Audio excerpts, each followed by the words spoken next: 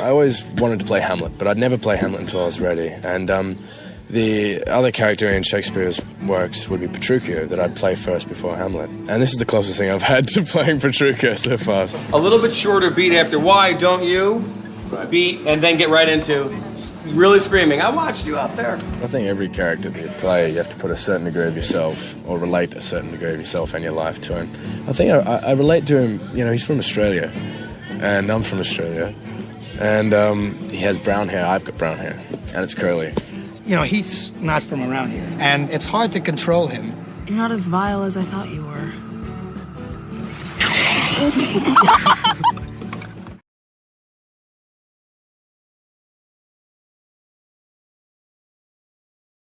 Good to see you again. Congratulations, Patriot, not too long ago. Yeah, that's right. We did this, we talked about. Now, A Knight's Tale. Coming of age, romantic comedy. Agree with that? Yeah. But we're just talking about, when you sit down, it's more than just a movie about the Middle Ages of the 14th century. There's a lot of fun twists, and how do you feel about that? No, you're absolutely right. It presents you with a smorgasbord of just, you know, everything. And yeah, the comedy and the romance. The music. The music, the action, which, God, it's phenomenal. I don't know how they pulled that off. The stunt guys were, you know, absolutely crazy. Great stuff. Yeah, but, you know, but beyond that, he's, you know, smuggled in this heartbeat, this rich, warm heart that just thumps throughout the movie. You know, yeah, I'm really proud of it. I had a lot of fun making it. Oh, I can imagine. I read it. You were quoted as saying it was an actor's playground. You dance, you ride horses. Yeah.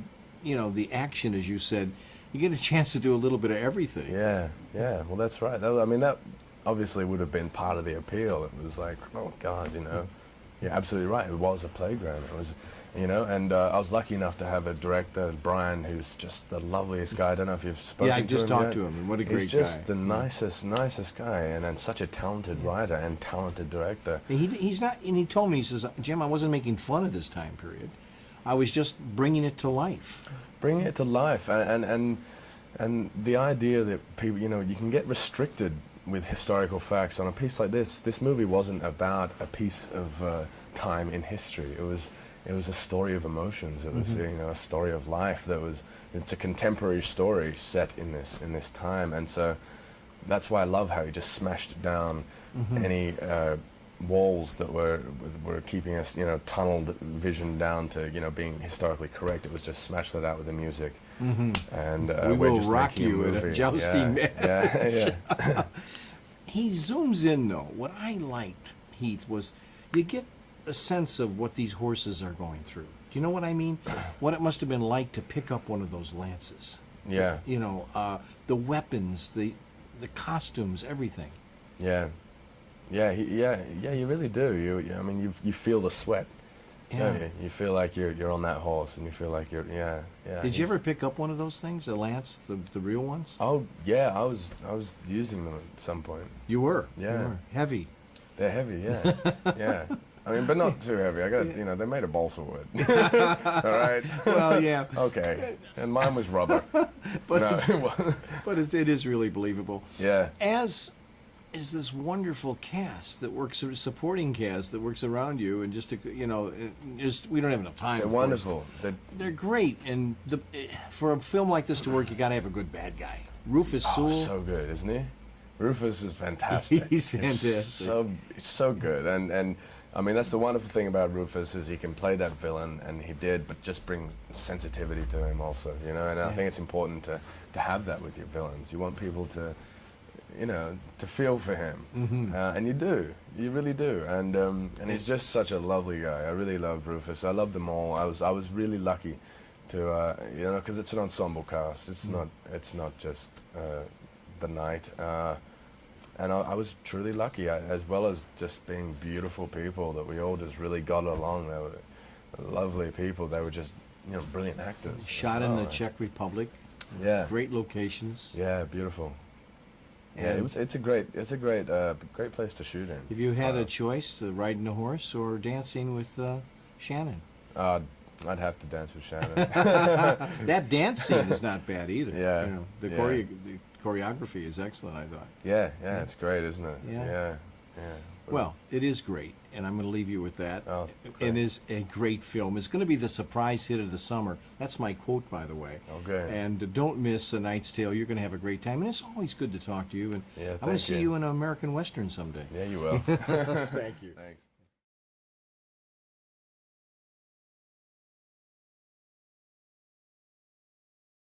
I've been a really big fan of what he stood for, what he was about, his ethic, his morals.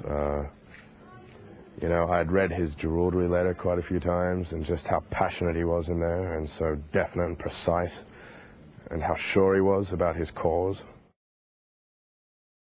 I had an idea in my head. I read up on him. I've looked into his eyes, into that portrait. There's a portrait of him 2 days before he's hung. And it's all in his eyes. He's very dignified. He's very proud. And that was enough. Just looking in his eyes was enough.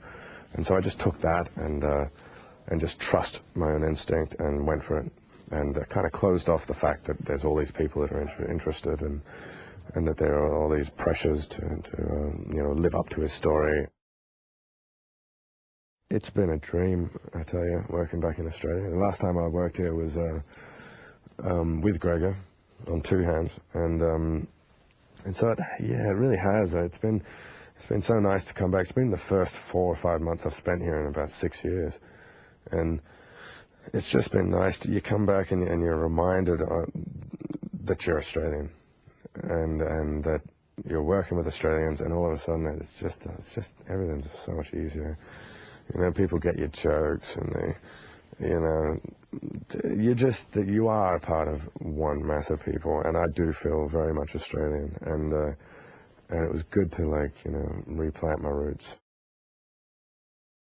I'll certainly take a piece of Ned with me. He's certainly going to be carried around inside my heart and mind for a long time, and the family, and just what he stood for, and it's given me the courage to stand.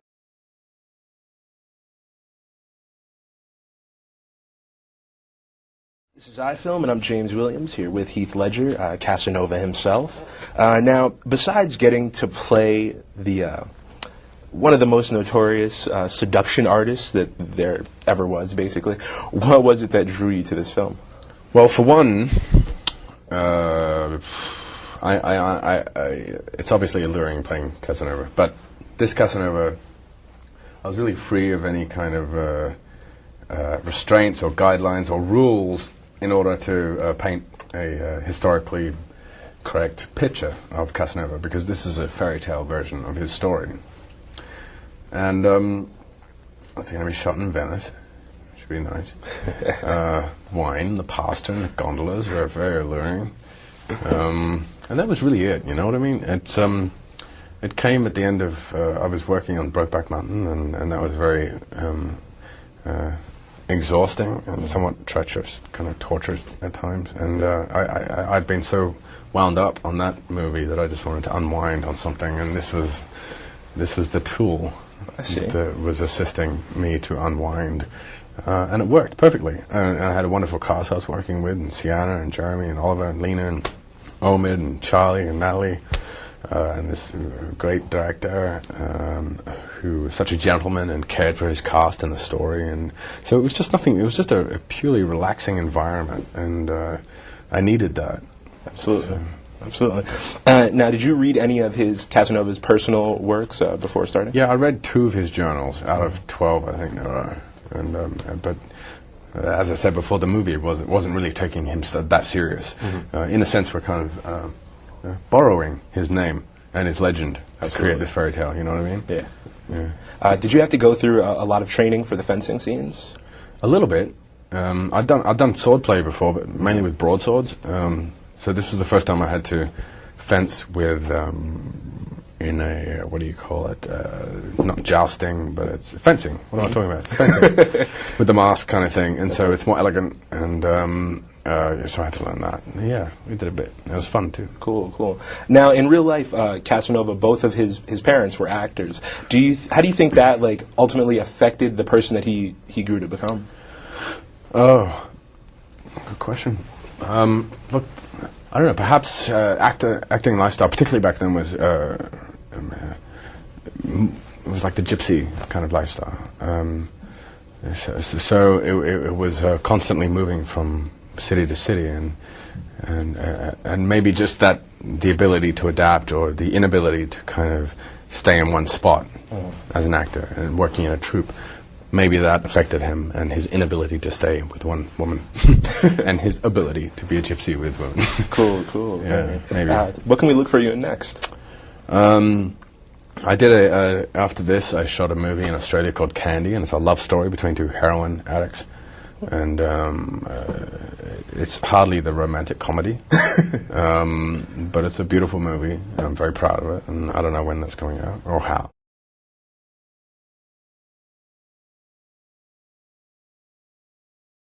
You've gone on record as saying you weren't a huge fan of comic books. What attracted you to Dark Knight?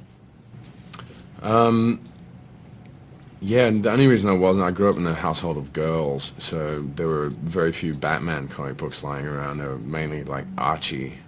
So that's probably the only reason why I never grew up reading Batman. But you know, I really love Batman Begins, and the Joker, the character of the Joker, was just too good to turn down. I've said this before, but if Tim Burton was doing The Dark Knight and asked me to play the Joker, I wouldn't have taken it, because to try and even to touch what Jack Nicholson did in Tim Burton's world would be a crime. And so when Chris came to me, and I knew how Chris was, he'd already set up the world for me. I'd seen what world it was that I would be playing in. So I knew it was open for a fresh interpretation, and I also instantly kind of had something up my sleeve,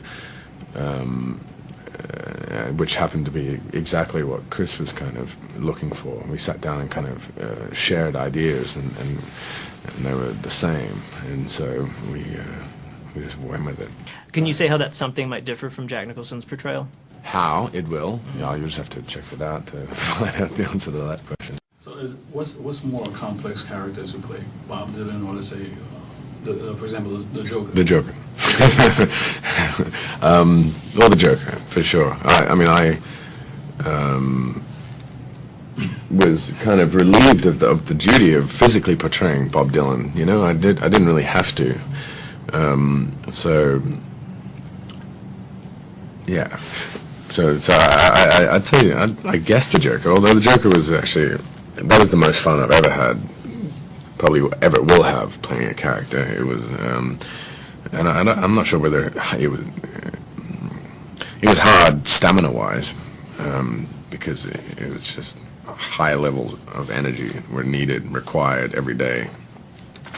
But it was incredibly enjoyable. Yeah. And the last question, in regards to the Joker, what is it that you want to bring to that character?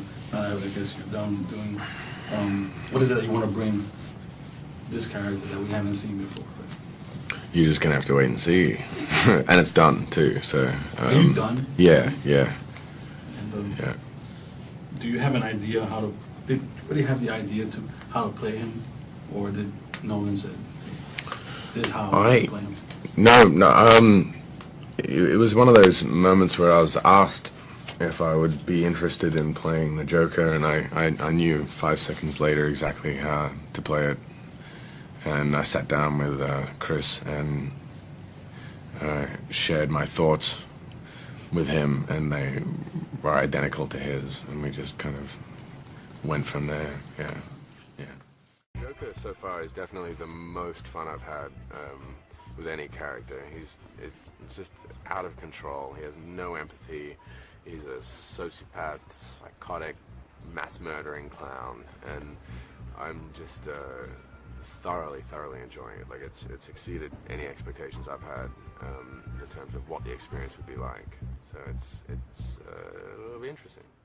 I watched Batman on a TV show kind of thing, like the early kind of Batman shows, and where they have the wire and the cape when they're pretending to walk up the side of the building kind of thing. I really love Tim Burton's Batman movie. Wait till they get a load of me. For the Joker, I've seen the pictures that your makeup was incredible. What was that experience like, playing the Joker?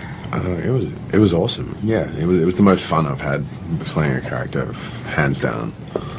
And I think the movie is going to be awesome. Like I'm very excited for it. I haven't seen anything, nothing. They're so conscious of it. Like they really don't want anyone to see anything. It's very secretive. And just from what I've seen, like firsthand, and just from what I hear, I think it's going to be good.